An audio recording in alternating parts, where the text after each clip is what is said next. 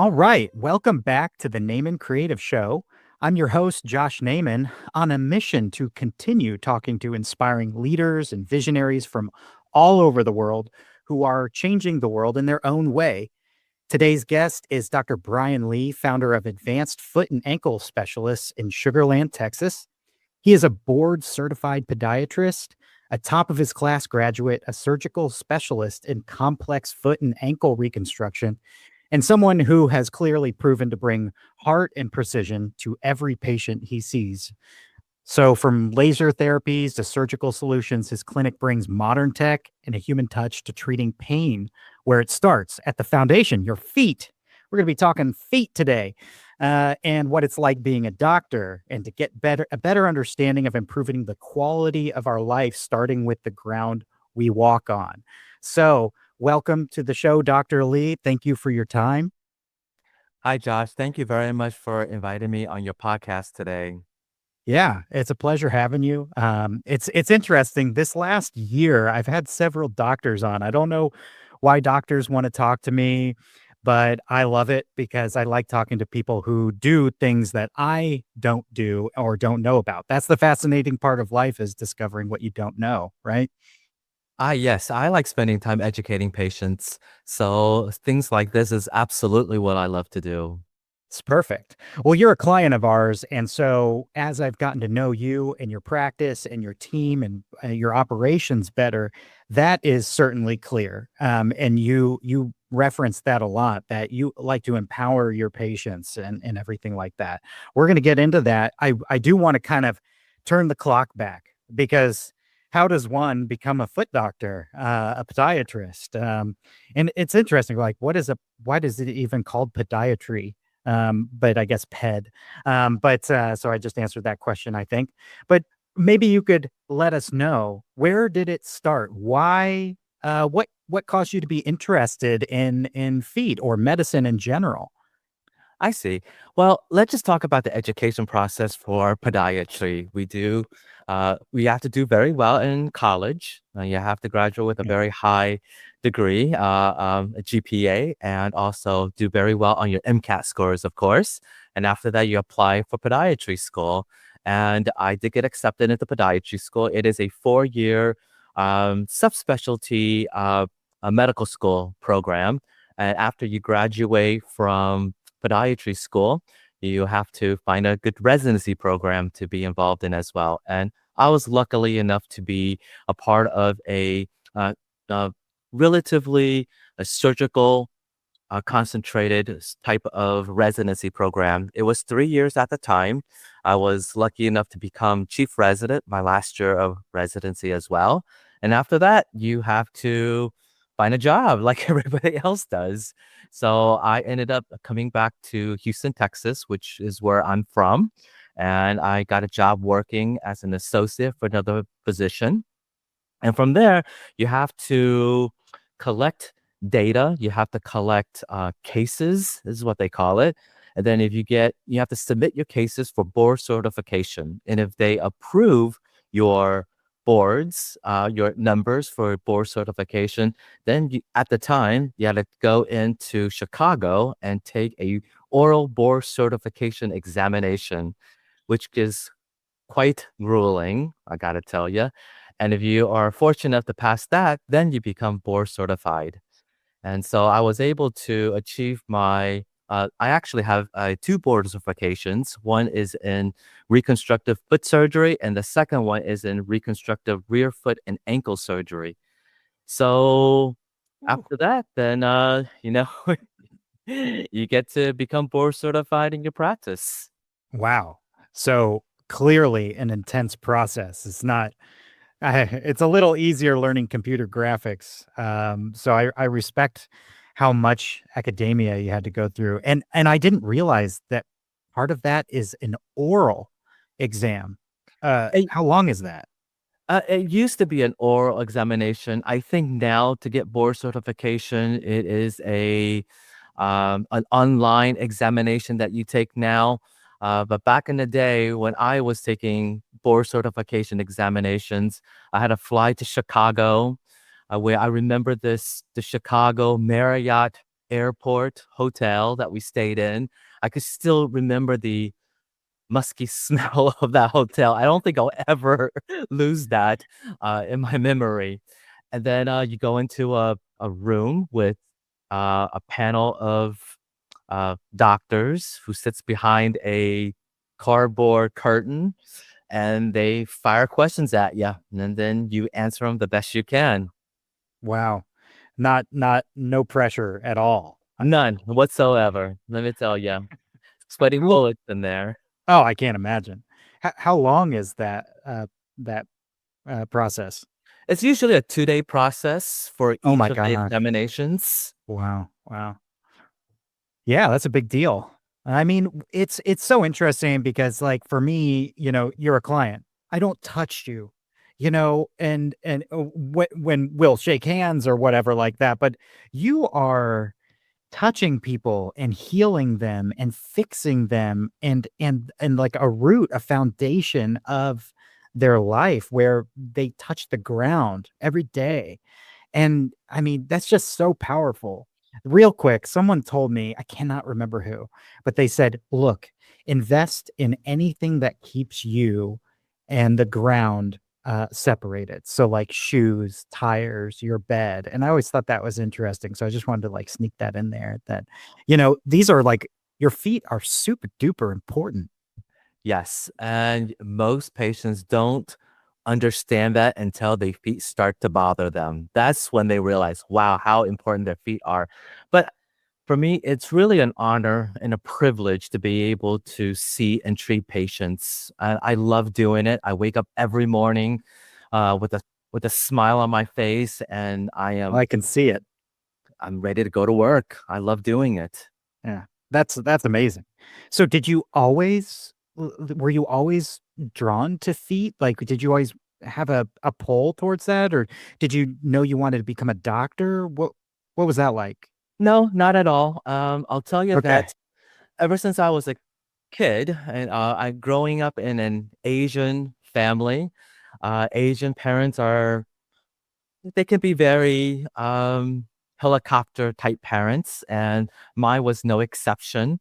My father, being a civil engineer and growing up, uh, you know, being an engineer, he always told me that I was going to be an engineer when I grow up. So, growing up all through high school and even into part of college, I thought I was going to be an engineer. I went to the University of Texas at Austin, and my first 2 years, I was an engineering major, Ah. mechanical engineering major to be exact. And I like mechanics. I like, seeing how things work and how things moved and things like that. But I'll be honest with you. First year, fine. I didn't have too much problems. But second year came around, I started taking, thermodynamics and statics and dynamics and those other classes. And boy, those classes just kicked my butt. And I said that I can't do this. I'm gonna change my major. So I ended up being a biology major, but I still liked mechanics and how things moved, and especially biomechanics was really what intrigued me. And in my when I was younger, when I was still in high school, I did have an ingrown toenail. And I remember seeing a podiatrist that my mother took me to and having my ingrown toenail removed. And the doctor was a younger doctor. He was, I think he was pretty fresh out of residency, and he was having some difficulty with just doing everything all together. So I kind of, being 17, 18 at the time and a little bit on the cocky side, I sat up. I said, "Oh, let me help you with that." So I actually helped him fix my ingrown toenail. And from that experience, I thought, oh, it's Whoa. something that I might be able to do. So that's what kind of, after I decided to change my major, that's what I decided that's something that I can, be good at. Huh. Well, that's interesting that you helped him. That's wild.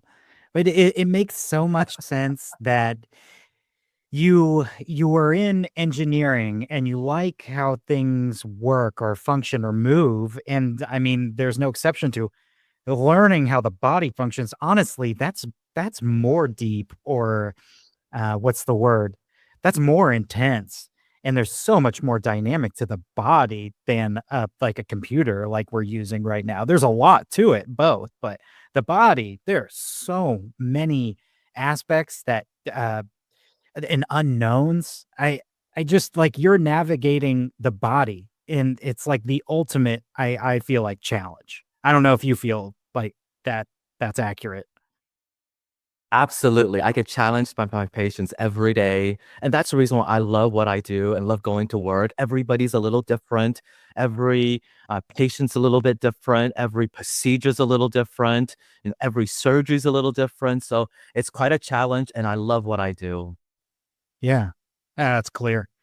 And, it also when I imagine when someone is healed and they're better, hearing that feedback is probably really encouraging and empowering and inspiring.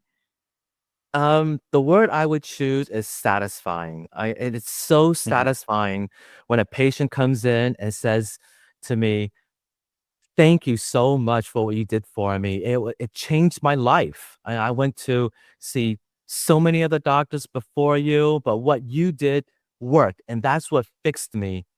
That makes my whole day. It really does. And that's what keeps me engaged. It keeps me happy and keeps me really just love going back to work every day. And I'm 52. I've been doing this for 25 years and I'm still excited every morning and to go to the office and seeing what's in store for me and what's the next patient going to be like. It's just great. I love walking to a room and I'm smiling at a patient and it's good. It's important to be upbeat and have a nice smile on your face when you're seeing a patient because when patients come in to see me, they're hurting. They have some type of problem that they want me to help them with. right. So, I have to start by on a positive side because that's what they appreciate. And also puts them at ease when you walk into a room with a smile on your face and say, "Hey, Mr. So and so, Mrs. So and so, how can I help you?" Oh, yeah. That's enormous because a lot of people don't think about that. Like, oh yeah, like those people are really happy because you fixed them. But the process is your first interaction is with them is likely in pain for the most part, Yes. and they need help, and to come about it positively and with a smile, that's enormous. That's everything. I'll tell you that I think the process, what you just said, is the most important part. And that's what I really have focused in on in my practice. Between the color palettes in the office, the glass door from the elevator looking into the waiting room. So it's not a solid door. They get to see in as to what's going on to kind of take to, making them more at ease. So there's no surprises. The front desk person has a nice smile on their face. I think all of those makes a big difference. I try to keep my office a little bit less clinical of a feel, more of a maybe more of a spa type of feel. So this way it kind of puts them at ease. Of course, I'm doing very technical things. I have a lot of advanced treatments. It is very clinical in the office, but at the same time, the surroundings, the feel, the smells, I like to really try to keep that at ease for patients.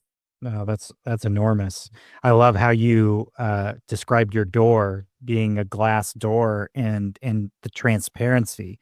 I feel like that's so important to, like, remove the walls from someone being accessibility to people, and therefore puts them at ease, like you said.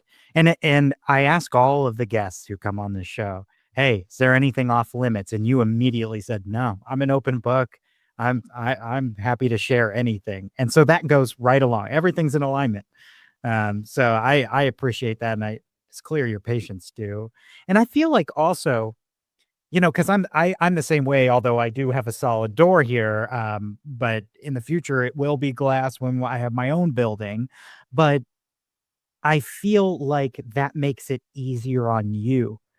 you don't have to put on a mask or this or that. You go in as you, and there you are, and you're not putting on a performance. It's genuine. So there's less work for you to have to do, and you can just do your thing. I think you're exactly right. Because if you're not genuine, patients, clients, they see right through it. Yeah, You have to be genuine to be able to have patients be comfortable with you, like what you're doing for them. And I'll tell you, I do, marketing. I am your client, so I do digital marketing and things like that to get the word out. But I'll be honest with you, my best source of referrals are happy patients. They oh, refer their church member, their friends, their family, their neighbors that come see me. Oh, you got to go see Dr. Lee. This is his website. This is his card. Those are the best patients. They're walking billboards for me. And 100%. in order to achieve that, you really have to be genuine with patients. Absolutely. Yeah, you gotta earn that. But that I feel like for every industry, because I could say the same. I obviously market myself. Best marketing is people who say, "Yeah, you gotta use Josh and his team." And that's there's nothing better than that. And so, yeah, when someone's caring for your health or your body, that's I mean, I feel like even more important. So, Yeah. that's huge. And I remember, interviewing you, when we first started, and you just seemed like such an approachable guy. So I wanted to hire you immediately. Oh, man. Well, thanks for that. I appreciate it. I promise I didn't pay him to say that. But yeah, I mean, it's clear, like, when we engage with people and work with people long term, like Leslie, our partner, and Need, our shared friend and client partner, these are good people. These are genuine people who care.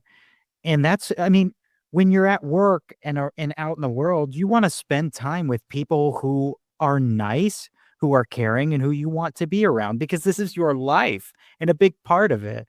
And so it just makes sense. Absolutely. I totally agree with you. Yeah. You had mentioned some advanced technology or advanced treatments that you do. So, I wanna kinda, like, understand the spectrum of what you can do. So, like, you had mentioned that you had an ingrown toenail, is from that to what level and everything in between, like, what is the spectrum of services that you provide just so that we have an idea of what all you can do? Absolutely. So we see a lot of patients with a broad spectrum of illnesses that we treat. Simple things from ingrown toenails to toenail fungus, to the most complex type of reconstructive type of foot deformities, whether it be from a sports-related injury or a congenital deformity, reconstructive like flat foot reconstruction and things like that, Achilles tendon ruptures. We treat a broad spectrum of illnesses in the office.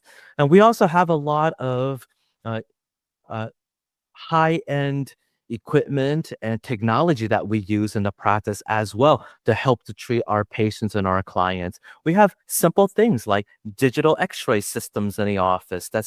We can get an immediate diagnosis with a quick, simple digital x-ray that I can change the contrast. I can zoom into specific parts of the foot. There's 28 different bones in the foot without all of the accessory bones to talk about. So it's a very complex part of our body that has to work in unison to be able to be effective. So, a digital x ray system to get a baseline x ray to see how things are going. We have ultrasounds in the office that are good at looking at soft tissue and things like that. So, we can look at tendons, ligaments, muscles, and all kinds of other soft tissues right in the office. We have laser therapy treatments for those pesky toenail fungus problems. We have other lasers in the office that helps to resolve inflammation and swelling by increasing cellular healing. We have, you know, a we have autoclaves in the office that sterilizes our instruments right there that we can use for minor procedures in the office. So we have a lot of technology in the office just to help us make the proper diagnosis so that we can treat patients effectively. Wow. That's a lot. I didn't realize maybe I'm always so overwhelmed when I'm working on your business, with my team. It's like overload for sure. But you have not only a digital X-ray, but an ultrasound machine. That's cool because they do different things to be able to see inside more, so that's Exactly. powerful. Yeah, Do this way helps us make an immediate diagnosis. And then this way we can verify our diagnosis by sending them out for, do they need a CT scan or do they need an MRI? Because those take time to order. And so if we can help to make an immediate, initial, high quality diagnosis, it makes it much more effective to treat patients. And then, of course, we'll order other examinations and tests that help us verify our diagnosis. Yeah, effective, you use that word, and I also would say efficient. Instead of running all over the place or waiting for this scan or that scan and having to go to a different facility, you're able to keep that in-house on the spot. That sounds like a much more enjoyable process for both parties, you and the patient, getting to the solution, which is the whole point. Well, especially for patients, because these days patients want, immediate results. They want to walk out of the office with some kind of understanding as to what is causing their pain, what is causing their deformities and things like that. So if we can make an initial assessment with quality um, testing that's done and then verified with other tests, it just makes it a much more enjoyable process for the patient. Yeah, absolutely. You had mentioned early in this episode that people usually don't think about their feet until there's a problem. My wife and I exchange foot massages on the regular, like probably nightly. At least I'm giving her a massage. Um, Wow, yeah, they're amazing. yeah, we have I can great surely for relationship. then. Well, she also, like, we're laying on the couch and she'll just, like, sneak her feet slowly in front of me, and then they're there, and so I start to work them. But, I actually never did that or thought about it until I met her and got into a relationship with her. But, like, her father used to massage them as kids in the morning and the night. They're like a full body massage and, like, very much cared for, like, them in that way, and I think she maybe got a little spoiled, like, foot massages are great, and now I'm like, "Why don't why don't everybody give each other foot massages, like, every night?" And so I don't know, it's just a simple pleasure, but I also feel like it's important, and I'm leading to a question, which is, how can we be proactive as people who have feet, those of us who have feet, um Which is most of us, I think. Most people, yeah, and, like, and sometimes I give my dog a paw massage too, and I can tell she's just, like, melting, but what are some, ways that we can be proactive about our foot health that maybe we haven't thought about, or things that are simple or maybe more complex that we can maybe start to take care of ourselves? And I'm not trying to lose you business, but at the same time, I wanna empower people. Well, I can tell you, first of all, picking the right proper shoes. Yeah. That is so important, right? Making sure that you wear good quality shoes that have good support, arch supports, making sure that especially the shoes that you wear very often, the ones that you wear every day to exercise and things like that, those need to be replaced every 9 months to about a year or so. It's, y- it's not done by looking at the quality of the outside. Oh, doc, my shoe still looks pretty good. Why do I have to replace them? Well, the components that cushions the foot or the heel, the parts that support the arches of your feet, those don't last as long as some of the appearance of the shoe. So you Right. definitely need to replace those shoes a little bit more often. For my diabetic patients, I always tell them, look at your feet every day. If especially for elder patients who, may have a harder time getting down there to look at their feet every day, I usually tell them to get a handheld mirror every day at the same time. The best time is maybe after your bath or showers. Examine your feet. Look at the bottom of your feet. And if you can't get down there, use your handheld mirror to look at your feet every day. So this way, if there's any changes or anything like that, you can see them immediately. And then if there's any major changes, get to see your doctor. Sure. Quite practical advice. So, Yeah. shoes, your footwear, and just analyzing your feet, checking them out, making sure Checking out, nothing's looking at going them on. every day, making sure that you keep good hygiene, washing your feet, washing in between your toes every day. You know, you'd be surprised the things that we find in between toes. It's just Oh, I don't know if I wanted to amazing. go there. I wasn't sure, but I mean, I'm sure that there is a gross component to it, but you're desensitized from it. And in the medical field, I feel like you're trained to have to kind of like compartmentalize like a smell or something that doesn't look great because you need to treat. But I mean, is that a difficulty that you've had to overcome, or does it bother you at all? I'll tell you, for younger patients who are healthy, a lot of the times, we have lives. So, we get busy with our lives. And for men, jobs becomes a priority. And sometimes our health, especially our feet, is not a priority until it starts to hurt and bother us. And then we make an appointment. Or for most men, their wives or their girlfriend make appointments for them. Because I have found in my practice that women are much better about their health and taking care of their health and their bodies much more than men do. That Okay, checks out. Yeah. it's true. And for elderly patients, especially patients who are maybe diabetic, who have high blood pressure, high cholesterol, some of them, they don't take care of their feet. And maybe it's not because they're not wanting to take care of their feet, but a lot of them have neuropathy where they don't feel their feet even. So they don't even notice a problem until maybe they start to have real trouble. I've seen some of them where they didn't notice that they had a really bad infection until they started to smell the infection. And by then, the infection is out of control. They have to be hospitalized. They have to be on IV antibiotics. They may even need surgery to possibly amputate body parts to get rid of the infection. So it's very important for elderly patients, especially diabetic patients, to examine their feet every day, maybe seeing their doctor or especially their foot doctor every several months to make sure that they have good foot health, because they may not even know that they're having circulation problems, they have neurological problems, dermatological problems, orthopedic problems with their feet until it's too late. So it's very important to get a good examination, make sure things are going okay, and then go from there. Yeah. Well, like with an infection, you don't catch that early and it gets too far.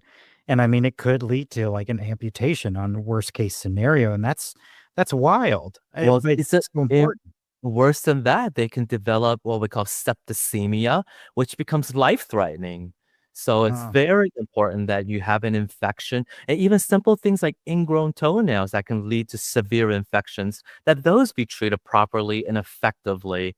It's simple enough where you kind of, go in there and maybe try to clip out the ingrown toenail yourself or things like that. But that's just the tip of the iceberg. You're just clipping out the little corner there that gives you relief temporarily. But there are simple procedures that we can perform right in the office that can eliminate the problem permanently. And then you don't have to worry about it anymore. And you don't have to suffer from pain, chronic pain for those type of conditions that you try to treat temporarily yourself. Go see the doctor, get a professional opinion. A lot of the times, these things could be treated very effectively without you having to, worry about it anymore. So, that's good advice, which I had assumed that we're going to get plenty of today. And it makes me think of my lawyer and the lawyers that I've had on.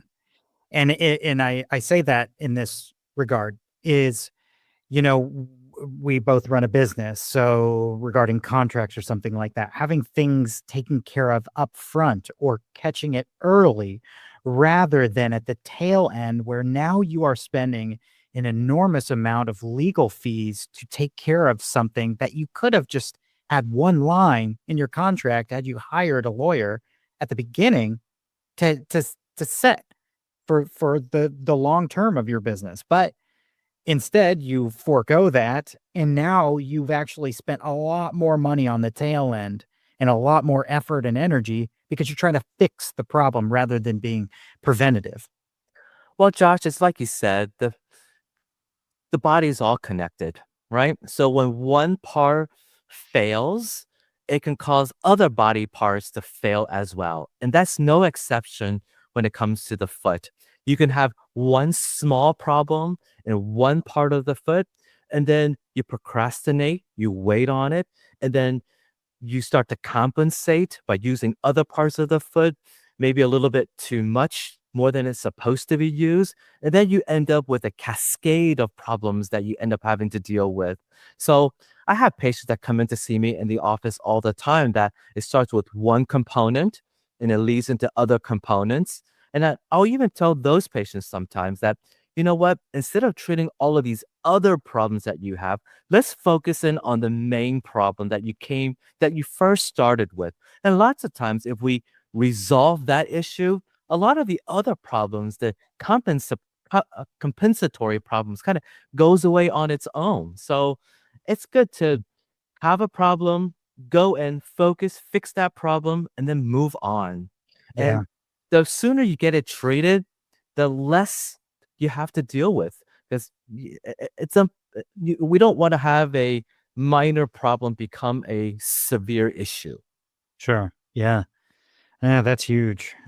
Great advice for everyone listening because most people have feet listening, I'm sure. All right. Don't go anywhere. We'll be right back after this quick break. Your blog is great, but what if it could speak directly to your audience? With the Blogcast, Naaman Creative turns your written content into a dynamic, listenable audio experience, just like a podcast, but without the time, stress, or high costs. Stand out, get heard, and grow your brand. Visit NaamanCreative.com and take your blog from words to waves. We're back. Thanks for sticking with us. Now back to the conversation. Real quick, before I forget, you talked about shoes being super important. Do you have a go-to or preferred brand of shoe? Like for me, I used to run in Nikes all the time. And last year or earlier this year, I got Brooks. And I feel like running is more comfortable with these particular shoes. So like designed for running. And I know Nike has good running shoes. Maybe I wasn't getting high enough level, but what are your thoughts on brands if if you have a preferred one? I tend to not to like to um, uh, put out brands too much just because shoe companies are always changing their styles and things like that. Right. However, I'm gonna tell you that I think you read my mind when you said Brooks, because I personally wear Brooks tennis shoes when I exercise, when I run and things like that.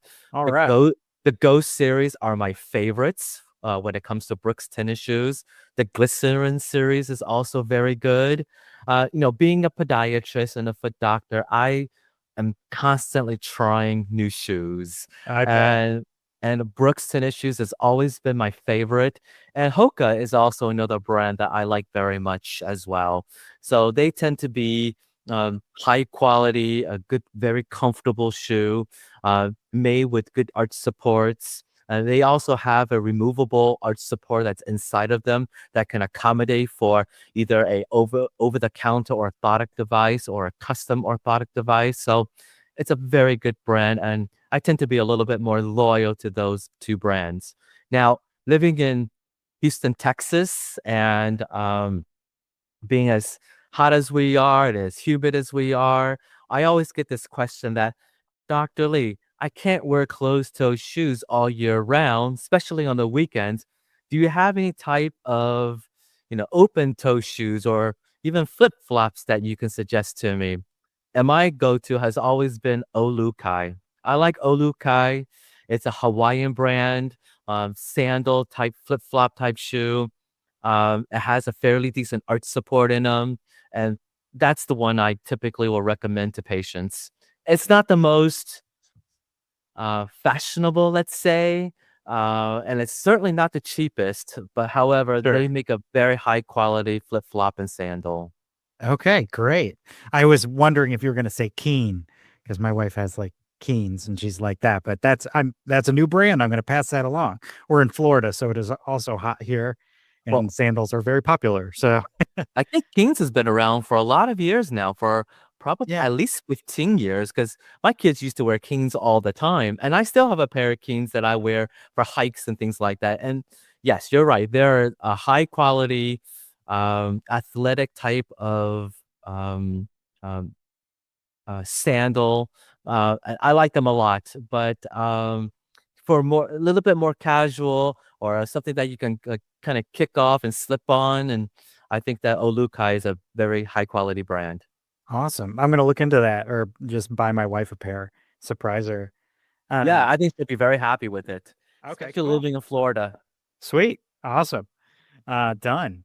Do you I have to ask, do you have, like, a closet dedicated to shoes? I feel like that would suit a podiatrist. Um, You got a collection? I have to be honest. I have a little bit of a collection, but Yeah. I'm gonna tell you, it's nothing compared to my wife's collection of shoes for sure.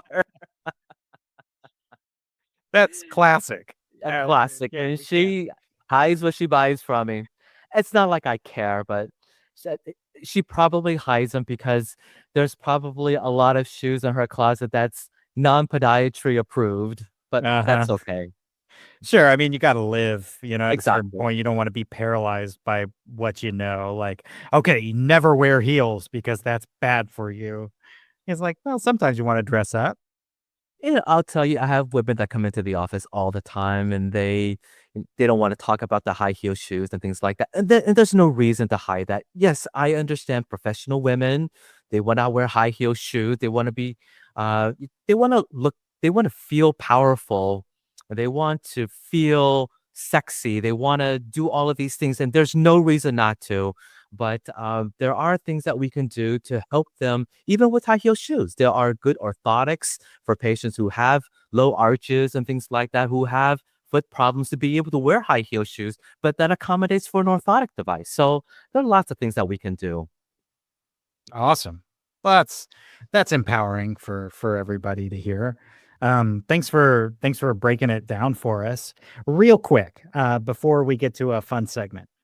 The business side of things. So, a lot of people go into a doctor's office and they're not thinking that well, this is a business. And so I just wanted to maybe talk about that a little. Like what's something that people don't really realize about running a medical practice that you have to think about every day, but they don't? It's hard. It really is hard. Going through medical school and residency training, they don't teach us about the business side of the practice at all. And quite honestly, when I'm in a room with a patient, I don't want to think about the business side. I want to be a doctor. I want to be a good doctor. I want to focus on their ailments. I want to be caring. I want to be supportive. I want to be there to take care of the patients as a doctor, as a clinician. And you can't do both things at the same time. They really interfere with each other. So there are times where I have to have you know, my running business side hat on, but I'll tell you, most of the times I'm concentrating on seeing the patient. I want to be their physician. But I did have to go back to school. I had to, go back to school to get my MBA and in business Wow. and Really? yeah, and healthcare management, because they don't teach you enough in school to be able to do that. Now, I did learn a lot, over the years on how to, take care of a small business, because that's what this is. But at the same time, you really have to be able to separate the business side from the medical side. Yeah. Yeah. I feel the same. Like right now in this moment, I am not really thinking about my operations and, revenue and profit and things like that. I'm enjoying this conversation. I love to do the work I do. I like designing. I like looking at my team's designs and watching things function. That's what we're passionate about, so I'm not surprised to hear that, and but you gotta keep things running, and it's interesting because there's so many parallels to, like, the graphic side of things and the tech side of things is there was barely a class on the business side of things and running your own thing or on contracts. And now looking back, I'm like, why wasn't there a whole semester on just that, or a whole year on just how to run a business and make and what it takes? It just baffles me now looking back, like how isn't that part of the curriculum? It really should be, and I'm not quite sure why that is either. I think that they should have at least one class, maybe two classes on just medical coding, but that's never given in school, in residency even. And I don't know how doctors come out and well, I'll be honest with you, doctors don't come out anymore and have a private practice anymore. You got to join practices with in a big group and things like that because they don't teach you how to run a practice and how to code and how to um um bill or Yeah, anything like that. I mean, it's good. They teach you how to be a good doctor, but they don't teach you how to run the business side. And that's the reason why there are very successful big big big practices. But there's also downsides to those as well, right? Because sure. patients don't may not get the same doctor every time. You could be very surprised as to who you are seeing. And you may not. I have patients that come into my office and they they say to me, Dr. Lee, it's so nice I get to see you, and I know what you're like, and I get to see you every time. When I go see my primary care physician, there's 25 doctors in the office, and I never knew who I'm gonna get. Yeah, So certainly. medicine's definitely changing. I'm not sure for the better. Um, but hey, it's just the world's changing. I don't know what to tell you Sure. about that. Well, you can only do like so much with your part, and you're keeping the focus on the patient care and all the things that you talked about before, which I think shows through. That's got to be a unique identifier of advanced foot docs, versus these other shops. And so stay the course, from what I can see, because that especially now in any realm, you're thinking about technology advancements, AI, it's becoming more and more hands off. And so I think in any industry, the more personal you are, authentic or hands on that you are, the better outcome it's going to be, or people are going to enjoy the process more. I agree. I think AI, you have to be in AI these days. I think that if you are not in AI, you're really missing out. I had a patient that came in this Monday who said, Dr. Lee, I came from Humboldt, Texas to come see you, which is about an hour away from where I am. And I said, well, how did you find me? He says, well, I went to ChatGPT. I plugged in best podiatrist in Houston and your name came up.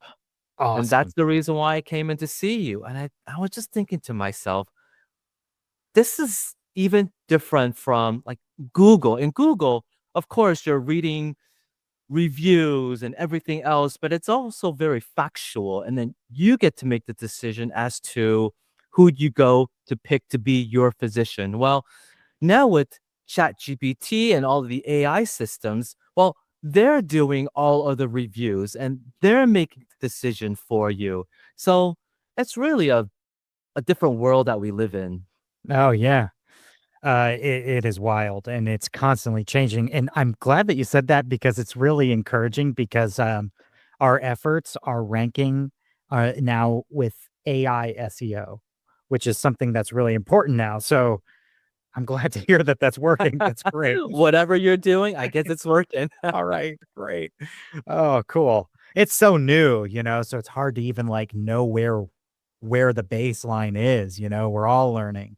But the best thing you could do, like you said, is if you're not using it in some way, you're losing it. You're gonna fall way behind.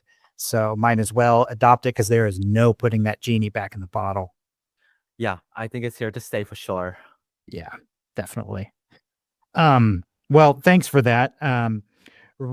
So we've reached a point in the episode called the rapid fire. Pew, pew, pew, pew. Should I be scared? If you want to be, but no. Ultimately, it's just a fun way for me to ask similar questions to all my guests to see the similarities and differences. And the goal is for you to answer them in as concise a way as possible. But if you need to expand, it's all good. I'll give it a shot. All right, you ready? Yes, sir. Sweet. So, first off, how what is your biggest source of inspiration? My biggest source of inspiration has to come from my patients. They're my biggest inspiration source. There you have it, folks. You're inspiring Dr. Lee every day. I love that. I have to ask, do you prefer to wear sneakers or dress shoes? I'll tell you, I'll be real honest with you. I prefer wearing tennis shoes, and I try to wear tennis shoes to the practice as often as I can, but it's very limited. The days I'm in the office and I gotta run to the surgical center, I gotta run over to the hospital and things like that, I tend to wear more tennis shoes and maybe one day a week. But the rest of the time, I do have to be a little bit more professional. So I will wear dress shoes, but I always have my orthotics with my dress shoes. So There you that's go. now I don't typically wear a shirt and tie to work anymore these days. I like to wear scrubs to work because it's a little bit more comfortable. It is still professional. But I also find that to be cleaner because I can't tell you the dirtiest part of a doctor's wardrobe, the tie. Oh, yeah. It doesn't get washed very often. It gets stuck on everything. It brushes up against everything. So I ditched the tie many, many years ago. Good for you. I do not understand ties. Yeah. For me, my team, I mean, you can wear a suit if you want to, but it is against our our uniform. Like, there is no need. And Yeah. we're not, lawyers or in the medical profession, but I feel like the world is changing in that regard. Like, my uniform is usually like this shirt, and if I need to be dressed up, I have a nice little light jacket that I put over it. Mhm. That's very it looks classy, but it's not like with these big bulky shoulders or anything like that.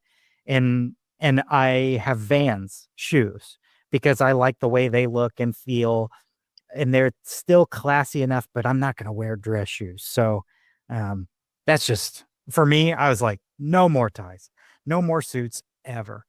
You know what another thing that I very much dislike about the medical field? Yeah. The white coat. The Yeah. white lab coat. It is a very disgusting thing.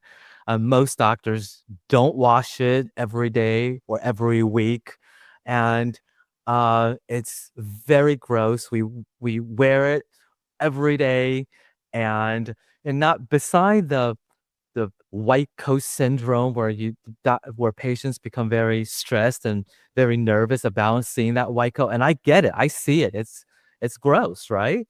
But Yeah. especially doctors that wear them to the hospital cafeteria to grab a meal.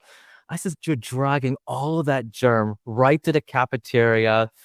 It's just I don't understand. I don't get it. So I also ditched the white coat about I don't know, probably 4 or 5 years ago. It's probably right during COVID when I ditched the white coat. Right on. Well, good for you. It sounds like that was the right move. All right, great. You're doing good so far. See, sometimes we get off on a tangent and we got to expand. Rapid fire doesn't become so rapid. Sorry about that. I'll try to stay a little bit more focused. It's always my fault. But you lost points, but it's okay. All right. All right. Maybe tell us the most impactful or your favorite book you've ever read. Oh gosh, my favorite book. Let's get away from textbooks. The last enjoyable book that I read, Crazy Rich Asians. I love that book. Oh, really? Yes. I didn't know that was a book. I just had seen the movie. Uh, Okay. okay. Most patients will tell you that the book is much better than the movie. In this case, I'll tell you, I think the movie was better than the book. No way. Wow. Thought it was. That's saying something because, yeah, some of my favorite books, the movies don't do it justice, but that's good to know. All right, going to the music sector. You can play one artist or album on repeat for the rest of your life, and that's it. Who is it? Wow, you're gonna put me on the spot like that, huh? I know this is usually the hardest question. Well, I'll tell you, I live in Texas, right? So I have to go with country music, and I'll tell you, Zach Brown Band. Uh-huh. I could listen to Zach Brown all day long. I think Cool. the album probably I think it's called Jekyll and Hyde. I don't know why. I can listen to that music all day. It's a good boating music too. So on the weekends, sometimes when I'm on the lake in a boat, uh, that's just my go-to music. Oh man. It's perfect when some album hits you just right. And then now you associate it with the times on the boat. And that becomes even more special because when you listen to that not on a boat, it transports you, I imagine, to the feeling of on a boat on the water.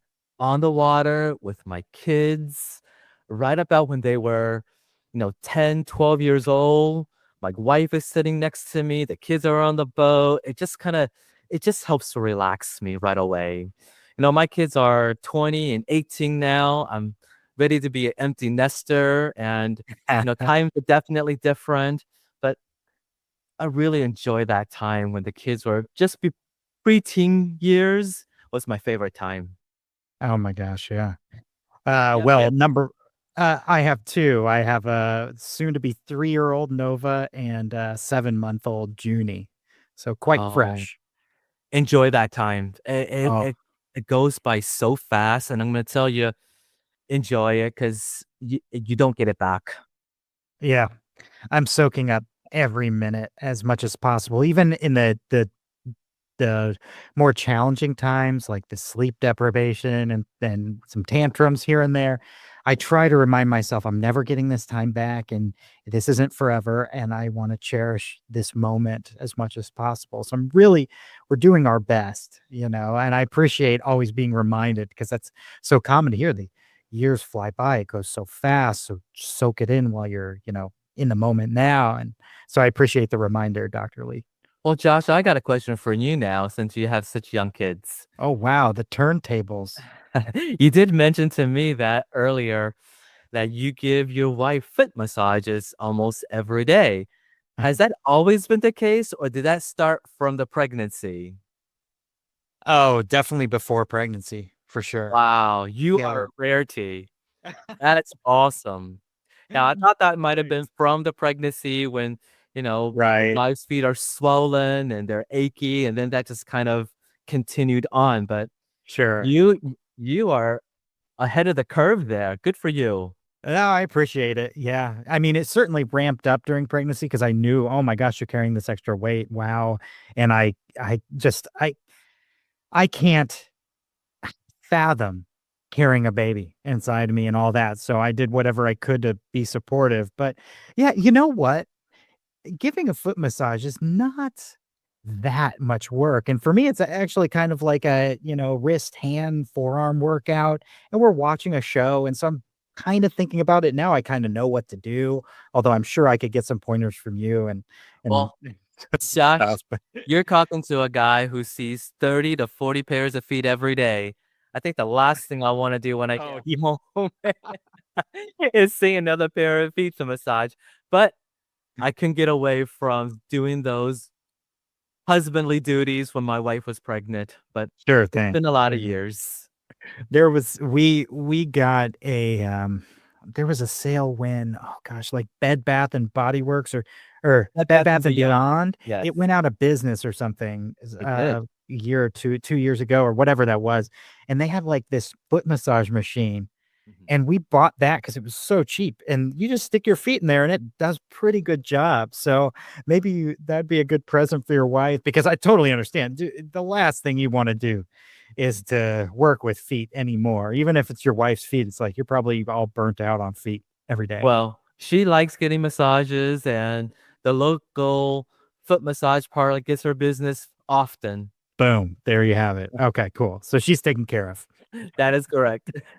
Right on. Oh, You great. know what? I don't mind when she goes in. I says, "Good, pay the $40, get your foot massage. I love that for you."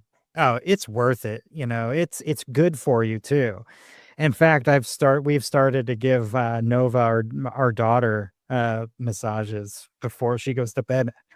Helps calm her down. I don't know if we're setting ourselves up to now have to give her a massage every night, but it's kind of a nice little ritual, and I watch her relax, and I feel good about giving that to her. So I Well, don't know. that's awesome because while you're doing that, you're also examining the foot as well. So if there's anything abnormal that's happening, growths, things like that, you see it right away and you could get her to see a doctor right away. So it's an excellent way to examine the feet as well. Sure thing. And then she goes, "Oh, body, body," and like lifts up her tummy, turns over on her back, and then I got to do her hands, and then it ends on the head. S- That's adorable. Yeah, yeah. I'm not gonna lie, it is. All right.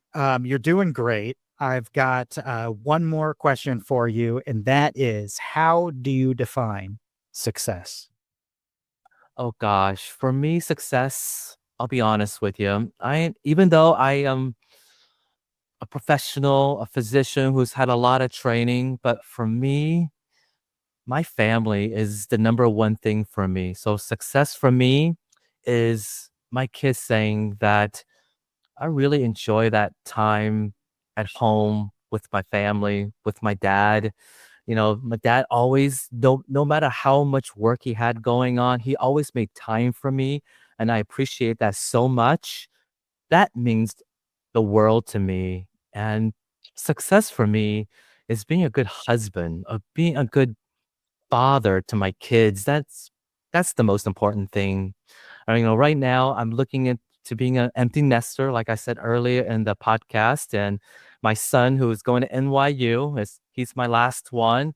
Wow. And this summer, I have played more golf this summer than I've ever played in my life, because he's such a golf guy, and I love enjoying that time. And when he says, "Oh, Dad, let's go play golf together," I can't find a better way to spend 4 to 5 hours with my son. Oh my gosh. Well, that's so special. So love that answer. And then I love that next time I come to Texas, I guess we'll be going for a boat ride and we can go golfing. Yeah. Absolutely. Anytime, Josh. Happy to do it. Right on. Great. Well, you have won rapid fire. Congratulations, Dr. Lee. Thank you so much. Yeah. No, thank you for the time. Real quick to wrap up a couple things. Number one, where do you see yourself in the practice in 5, 10 years? And maybe you could spell that out. What do you see happening with advanced foot and ankle specialists? Well, I'd love to be able to ramp up the practice more, maybe hire an associate to see more patients in the practice, to maybe, you know, uh, uh, having i- medicine is changing so fast. It seems like every couple of years we have a new high tech type of modality that we're using or instrumentation to help us make better diagnoses and things like that. I like to be able to, you know, continue with that process and picking up more high end equipment and things like that to help patients. The newest one is a device. It's called a Swift microwave treatment for painful recalcitrant or very aggressive, hard to treat warts and things like that. That's done right there in the office, non surgical techniques that help patients in the practice. So I really like to be able to kind of continue in my pursuit of seeing patients and being even busier in the practice, but continuing with the high quality type care. I don't ever see myself, selling my practice out and joining a big practice and seeing patients as just a number. I like to have that. I like to see patients, but still have that home type of feel for patients, having my patients feel like they're my neighbor and being able to have that personalized care. So that's what I'm interested in, and that's how I want to see and treat patients. Love it. I look forward to seeing that and being a part of it and just watching it grow. That's awesome. Love it. Um, Last thing, if anybody listening, want to be a doctor, someone with foot problems, not foot problems, young or old, What's your biggest piece of advice that you love that you'd like to leave the listener with? I'm going to tell you, if you're looking into getting to the medical field, if you want to be a doctor, I'm going to tell you the driving force behind it cannot be about money. You have to want to take care of patients. That's the only way you're going to get through medical school and residency, because that has to be the driving force. There is a lot more jobs out there, careers out there that makes a lot more money than being a doctor. That's easier to get to, but you have to want to take care and help patients. That has to be the driving force, Yeah. or else you're not Love going to that. make it. Yeah, it sounds like it. I mean, it's grueling. There's a lot of A lot of academic. school, My gosh. absolutely. So, wanting to take care of patients has to be the driving force. Yeah, makes sense.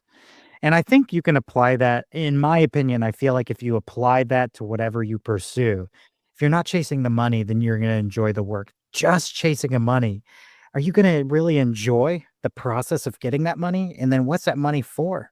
Is it Yeah. continue to not enjoy the process of getting that money, which is a majority of your life? What are you doing? Yeah. Well, I mean, especially with healthcare, the way things are these days with insurance reimbursements, it's not like it was, 20 to 25 years ago where, doctors were making a ton of money. It's just not like that anymore. And the driving force has to be wanting to be a good provider for your patients. Yeah. Yeah. Well, it seems like you're doing that. So I appreciate you, Dr. Lee. I appreciate your partnership and collaboration and for you taking the time to come inspire us and let us know about, your background and what you're up to. Means a lot. Well, thank you very much. And thank you very much for spending the last hour and a half with me in this process. Yeah. Oh, it's a pleasure. Well, there you have it, folks. Thanks for tuning in to another wonderful episode of the Naaman Creative Show. If this conversation helped you, inspired you, or even made you book a podiatrist appointment, which I hope it did, especially if you're in Texas, don't keep it to yourself. Please send it to someone, hit subscribe, leave us a review, share it on your socials. We really appreciate it. And soon we'll be back with more. But in the meantime, stay curious, stay kind, and give someone you love a foot massage. Thank you, everyone.